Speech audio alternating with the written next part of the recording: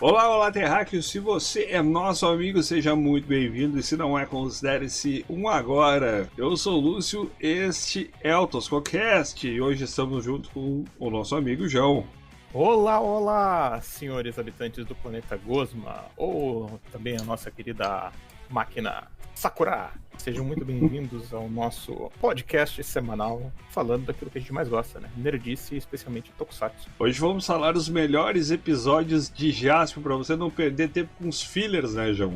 Filler que na nossa infância não existia, né? Mas que a partir do momento que a gente ficou velho, descobriu que tinha muito episódio que era só encheção de linguiça, né? Ai, não!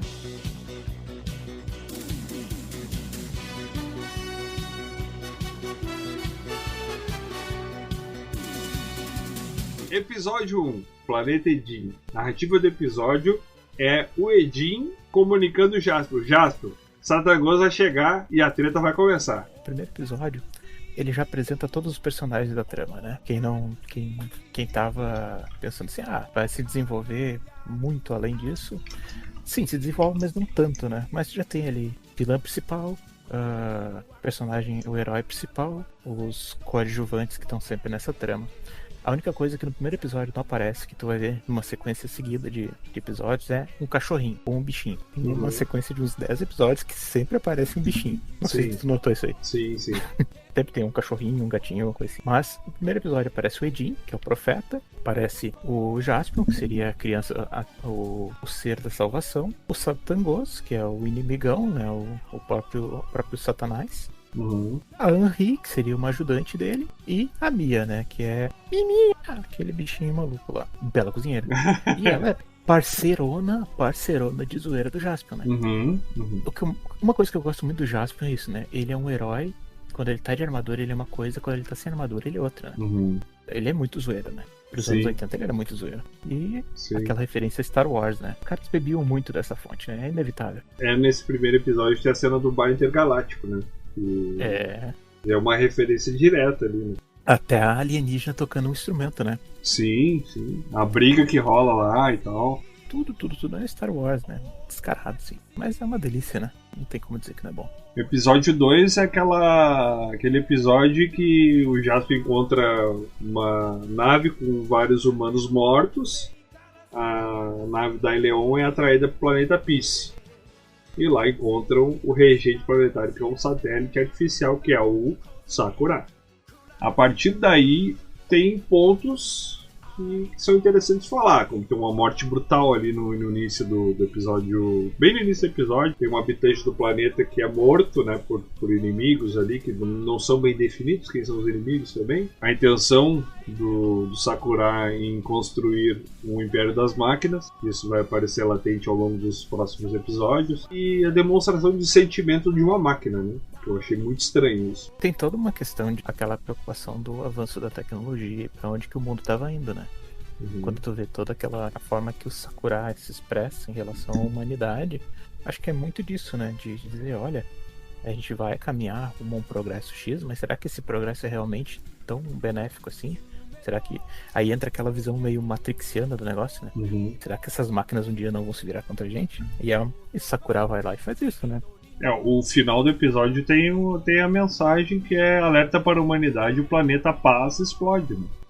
O terceiro episódio, pra mim, ele é emblemático, cara, que é o sonho do menino galáctico, mas, apesar de emblemático, eu tinha colocado como um filler, que é o famoso enchedor de linguiça, né? Aquele episódio que não tem nada a ver esse episódio aí. Lá na frente a gente vai ver que ele tem ligação, né? Ele não é um episódio solto. Exato, é o episódio que o Jaspion encontra o Namagderaz, né?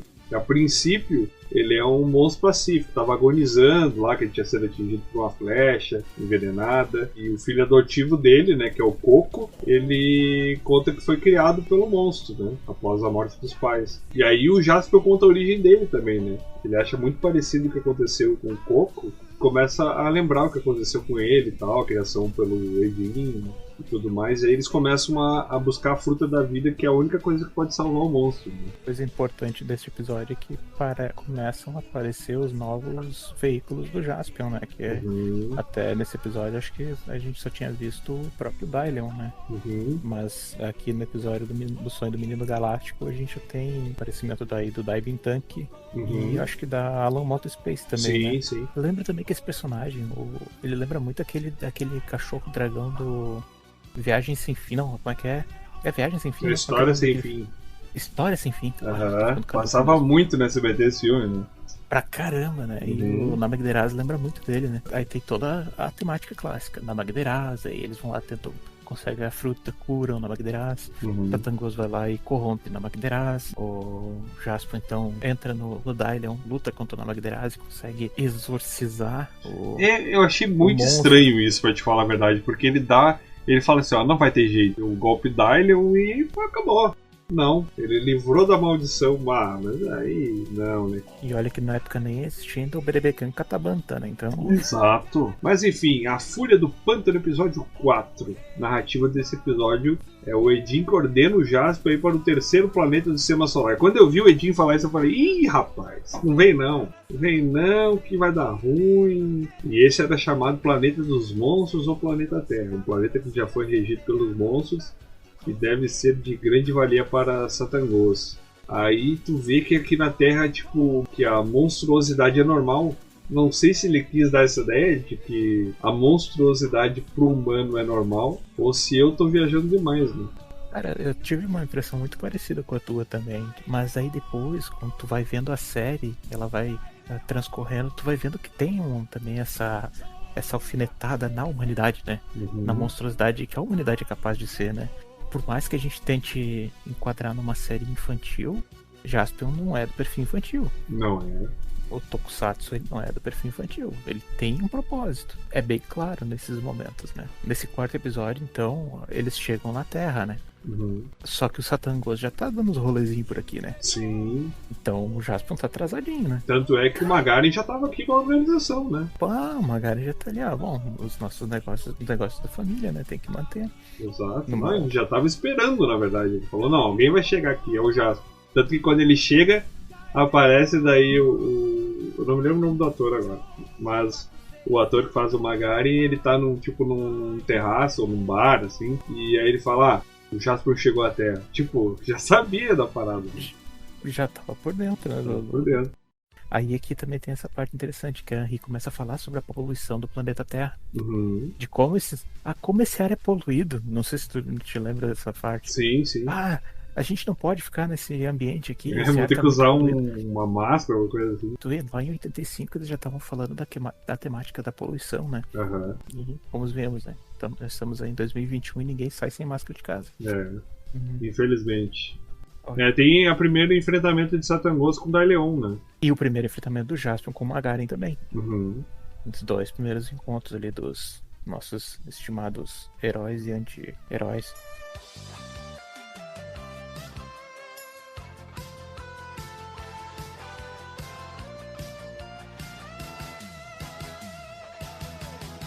Cara, esse episódio ele é muito mais um episódio de alerta também, tipo aquele O Triste Fim de Sakuraka, episódio 2. O episódio 9 é a história de uma árvore. Nossa, velho, esse episódio é muito bom. Esse episódio ele é um alerta assim, direto porque tá rolando, né? Desmatamento nas cidades e tal. Então é o alerta para o desmatamento em prol do desenvolvimento, né? Não, cara, esse episódio ele é lindo, velho. Me desculpa. Tem toda aquela tosqueira quando tu olha hoje, né? Com um olhar dos anos 2021. Sim. Mas, cara, esse episódio ele é lindo. É muito, muito, muito legal. Mostra a história do homem plantando fazendo a plantinha pequena, depois esperando ela crescer. Claro, tem toda a maldade lá do Magaren e do Satangos que corrompem a árvore. Cara, é formidável, assim. E o próprio design do monstro, né? Por mais que pareça tosco.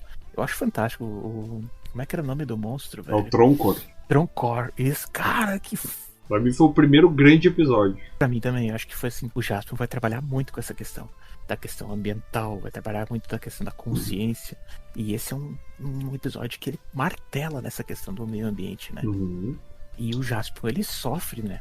Tu vê que ele sente ele tem todo um remorso, ele tem toda uma tristeza quando ele tá no meio daquela luta contra o Troncor, né? Uhum. E tem aquilo que tu falou da piedade, o Jaspion, ele derrota o Troncor e ele não mata ele. Ele deixa ele preso pra tentar restaurar ele, né? E aí vai o Satangos lá e torna o bicho mais brabo ainda, né? Não. Aí tem aquela... Cara, e aí tem uma epidemia na cidade, te lembra? Com o pólen dele. Pólen. Barbaridade, daí todo mundo andando de máscara. Cara, é bizarro, mano. É bizarro as referências, assim. O episódio 11, ele meio que faz o link com o episódio 2, que é o Perigo de Tsukuba, o nome do episódio 11. Que um garoto e 3 cientistas atravessam o nevoeiro e voltam envelhecidos e violentos. E eles, tipo assim, ó, passaram por uma neblina e voltaram totalmente contra projetos ou estudos científicos, tipo a revolta da vacina, tá ligado? O negacionismo já existia lá em 85. Cara, mas pra tu ver, né, cara, como a visão dos caras eram apuradas, né, cara? Tu pensa assim, pô, 85 os caras falando de negacionismo, né? E aí, tipo, 26 anos depois, 30 anos depois, começou a rolar uma onda de negacionismo de novo. A partir dos anos 70 tem esse surto do HIV, por exemplo. O pessoal não associava o HIV a uma doença transmissível sexualmente. Sim. Não, isso é lorota, os caras estão viajando na maionese, tem nada a ver o cu com as calças. Sim. E de tempos em tempos tem uma nova onda do negacionismo bizarro e tem que evidenciar de alguma forma. Bacana que o Jasper foi piloto, né, nesse caso, né? E de divulgar dessa forma. Olha só, que doideira, esses caras foram lá, cheiraram um negócio muito louco. Ficaram loucaços. Ficaram loucaços. Começaram a negar a ciência. Tem um discurso, né, depois disso. Ó, é pura ilusão que o século XXI será o século da ciência e da tecnologia. A ciência não será capaz de deter a perturbação climática, nem impedir que a Terra se transforme em um imenso deserto. O século XXI será o século das trevas. Até as almas dos seres humanos serão transformadas. E aí a frase, é o Gamadoraz. Aí aparece o Edin lá, tipo, como se fosse numa chamada de MSN ou de Skype lá com o Jaspion. E fala que o Gamadoraz era um monstro pacífico, porém foi realizado um teste nuclear na ilha que ele habitava e a partir daí tornou-se um mutante, que é uma referência ao Godzilla e à Segunda Guerra Mundial direta, né? Então, cara, é aquela referência ao primeiro, a quem deu a era, o start na era dos Tokusatsu. Né? O sapo, né, que o Gamadoraz, ele é um sapo, né? Uhum. Até o nome dele, né, o radical Gama é de sapo, né? Sapo em japonês. Uhum. O Gamadoraz, ele é um sapo, e o sapo tem toda uma ligação, ele é o responsável em algumas mitologias por carregar a terra, ele é um dos seres principais do conto lá do conto do Jiraiya, por exemplo. Uhum. E para a cultura japonesa, o sapo tem uma importância muito grande, que é muito ligada às questões da natureza, das questões da vida, da existência. Então, tu vê, ele era um ser pacífico, ele era um ser que vivia pacificamente na Terra, que tinha um propósito, mas ele foi, a partir do momento que o homem interferiu de tal forma, começou a poluir de tal forma, até o comportamento do Gamadoraz se transforma. Ou seja, o homem interfere no equilíbrio da natureza e a natureza vai reagir contra o homem de alguma forma. Cara, Jaspion tem uma poesia absurda, né? Tem um lance também que o Edin fala do boato que quem bebesse o óleo que era expelido do corpo do monstro viveria 1000 anos. Ao beber tal óleo, as pessoas se tornariam violentas e uma guerra nuclear destruiria o planeta. E aí que entra o Magaren, né? Magaren oferece esse óleo dos monstros e ordena que as pessoas que estavam lá fossem até a Expo de Tsukuba, que existiu de verdade essa Expo, né? Foi uma exposição que ocorreu mesmo em Tsukuba, no Japão, em 1985, e o Jasper aproveitou essa onda aí, que provavelmente era uma feira muito importante no Japão, e acabou fazendo esse episódio aí, fazendo essa divulgação e esse alarde também, né, do perigo que seria o negacionismo futuro. sobre também outra questão cultural, né, japonesa, a história do óleo de sapo, né? O óleo de sapo, tu vai ver ele reiterados momentos como um medicamento milagroso entre os japoneses. Vários momentos da história do Japão, o óleo de sapo é usado pra curar qualquer coisa, qualquer doença. E nesse episódio do Gamadoraço, novamente eles vão fazer essa referência, né? Como ele tá mal agora, esse óleo... Como ele tá corrompido, o óleo também tá corrompido. Também tá. Episódio 12, a profecia. O Edin encontra parte da Bíblia Galáctica onde está escrito: ele nasce de um ovo dourado. A partir daí há uma corrida entre Magari e Jaspion para encontrar o tal ovo. Mas o que é legal é que o Edin, tu vê que ele é porreta também, né? No primeiro embate que ele tem com o Satangos, tu olha o Satangos daquele tamanhão lá, o Edin vai lá e pá, mete a cajado já. E logo que eles descobrem da história do pássaro dourado, o Satangos já começa a ficar assustado, né? Pelo visto, esse pássaro é porreta mesmo. Tem a vidente, aquela do planeta Melon, acho, ou Melon, Melon. não lembro, Melon, Isso. né? Uma meloriana. Isso. Que encontra o Jaspion e diz que estava à espera dele por 4.000 anos para fazer a revelação do pássaro dourado. Episódio 13, a investida dos aliados espaciais. Pra mim é um episódio sensacional, cara. Dá um fôlego, né, pra primeira temporada do Jaspion, né, que o Magarin convoca os Quadridemos, né, que é o Ikki. A arma dele era uma lança. O Zampa, que utilizava uma corrente, depois descobre que ele é um androide, né? Um androide. A Purima, ela tinha bola de cristal. E a Guru, ou Gyuru, né? No japonês, que ela teria a flauta e ela poderia se transformar em animais. Esse é o episódio que o menino cria histórias do Jaspion, né? Velho. Tem o monstro Paregonta. Paregonta. Nossa, velho, eu acho esse episódio muito fenomenal. Muito bom. A forma como eles criam o monstro é muito incrível. A forma como o Jaspion derrota o monstro pela primeira vez também é massa. Episódio 15. Sonho Começa. ou ilusão? A imagem dourada. A primeira aparição do professor Nambara. Começa o filler do Nambara, né? Cara, eu não sei o que me incomoda mais na saga do Nambara. Se é o próprio Nambara ou os filhos dele. Nesse episódio, a gente conhece então o professor Nambara e o Magarin vai lá, oferece pra ele uma porrada de dinheiro. 1 bilhão de ienes. Pra conseguir o nosso querido pássaro dourado. Quando tu olha no primeiro momento, o Nambara parece tentado pela grana. Mas aí como o adorado Magarin começa a dar uma de stalker, né? Começa a seguir o Nambara pra tudo quanto é lado, o Nambara volta. E o Jaspion conta, né, o que tá rolando. Conta toda a profecia, né? Outra coisa importante desse episódio é que os quadridemos terminam em tridemos, né? Ele enfrenta o Ikki, né? Ele enfrenta o Ikki. E é o primeiro episódio que aparece espada de um laser. Tinha um recurso sobrando naquele episódio. E aí, assim, ó, quero falar aqui que é importante também, João, não sei se tu sente isso. Eu não sei também se isso foi criado para ser uma particularidade do Jaspion, mas ele não tem um grito de transformação, né? Ele só bota a mão do lado da cabeça e... Ele leva a mão aqui e se transformou. Eu sentia falta, além disso, eu sentia falta de um golpe final dele. Só que não tinha inimigo para ele fazer isso, né? Que era só gigantes. Era só robô contra gigantes, contra monstros. Então quando aparece um inimigo do tamanho dele, digamos assim, ele empunha a espada de um laser e aí aplica o Cosmic Laser. Episódio 18, o inimigo imortal. Aí é aquele episódio que o Jaspion recebe uma foto dos pais, né? Tipo, os pais já morreram. Como é que eles recebem foto dos pais e tal? E aí a Anri vai analisar e ver que as fotos foram feitas em um local próximo, mas na verdade é uma armadilha do Zampa que indica que ele conhece os pais do Jaspion. Então é uma armadilha ali que ele tenta fazer e o Jaspion vai cair na armadilha. É aquele episódio que o Jaspion cai de uma altura absurda, assim, e se ferra todo quando tá fugindo do Zampa. Jaspion, ele nunca prezou, a série ela nunca prezou pela qualidade da continuidade. Isso é fato. Quando tu tentar buscar uma justificativa, tu não vai encontrar. Essa história dele aparecer com uma medalha dos pais dele, que nunca apareceu até então, beleza. E a gente engole porque a gente é fã, porque a gente gosta. Outra coisa que eu acho muito interessante é que o pai do Jaspion, ele é bem ocidental, né? Total! Totalmente ocidental, né? Cara, mas aí será que não tem aquela referência dos ocidentais que foram pra guerra e que teve aquela invasão, aquela miscigenação com o Japão, quando houve a invasão? A referência tá em tudo quanto é lado. A gente que às vezes é meio tongo que não nota. É bem interessante tu pensar, né? Poxa, 1985 a série tinha toda uma... A gente sabe qual é que é a função do Tokusatsu. O pai dele é um ocidental. Que louco, né? E a mãe dele bem asiática. Traços extremamente asiáticos, né? Jaspion tá tomando um couro do Zampa. Uhum. E em determinado momento ele é resgatado pelo Pássaro Dourado. Uhum. Que faz com que ele entre naquela caverna e ele tenha então essa interação com os pais dele. Muito emotivo, me lembrou Naruto demais.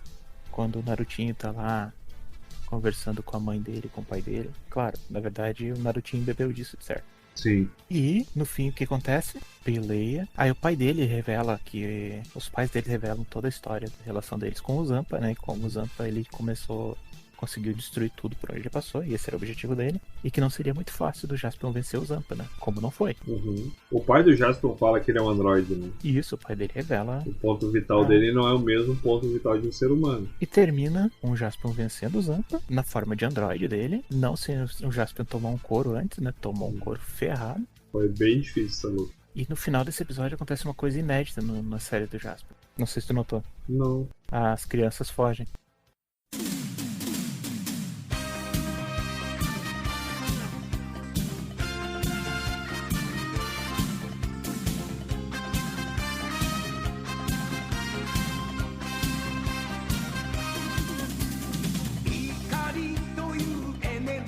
Chegamos ao episódio 20, que é a última chance, pra mim, é um dos grandes episódios dessa série do Jaspion. Ali, o Magari tava com a faca e o queijo na mão pra terminar com o Jaspion. E o que aconteceu? Mais um mal da humanidade pegou o Magari. A ansiedade, cara. Também gostei desse episódio. A narrativa do episódio é Gila, o exterminador do universo, é convocado pra derrotar o Jaspion. E aí, cara, ele analisa centímetro a centímetro do Jaspion. As armas, os veículos, cada movimento que ele faz, potência de soco, altura de salto, enfim, tudo o que o Jaspion faz, ele tinha um relatório detalhado. Ele sabia como ia fazer o Jaspion gastar a energia dele para daí tentar derrotar depois que ele já estava esgotado. Então ele tinha uma estratégia de luta definida e certa que ele iria ganhar, cara. Se continuasse a luta, ele ia ganhar, cara. O Jaspion não tinha mais o que fazer. Ele tinha um acordo, né?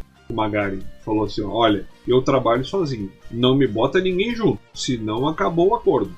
E aí que o Magari ordena um monstro daí pra atacar, e o Gila questiona essa ação e ele diz que não ia mais lutar contra o Jaspion. Ele não queria ser desleal, né? Ele não queria ser desleal contra o inimigo dele, não queria ser desleal contra a proposta que ele tinha feito, o próprio código de moral dele, né? Ele tinha um próprio código de moral que a minha luta é essa e deu. Bom, pra tu ver a recompensa que ele exige, ele arranca um brinco da doidona, né? Pois é, cara, tem gente que até o Magari falou, tem gente que me pede planetas, tu quer um brinco.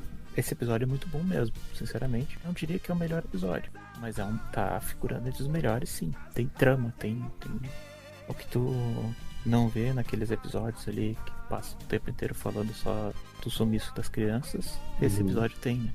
Episódio 22, o feitiço de Titânia. Que a narrativa do episódio é quando é convocada a feiticeira Titânia para tentar encontrar o Pássaro Dourado.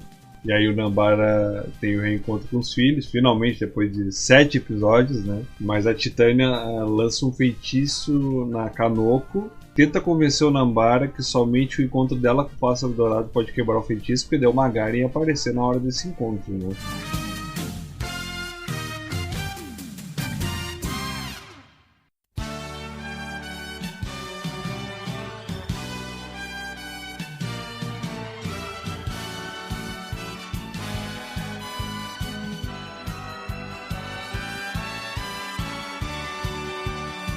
João, toques, abraços e afins, manda ver. Eu queria agradecer primeiramente minha mãe, meu pai, especialmente pra você. Não, esse aqui não é o programa da Xuxa. Bom, eu queria agradecer o pessoal que ficou acompanhando a gente aí no nosso podcast até agora, que teve a paciência e a compreensão de ouvir esses dois toscões falar do que a gente mais gosta, né? Que é tosquice e nerdice. É isso aí, então. Muito obrigado a todos, aquele abraço e até a próxima.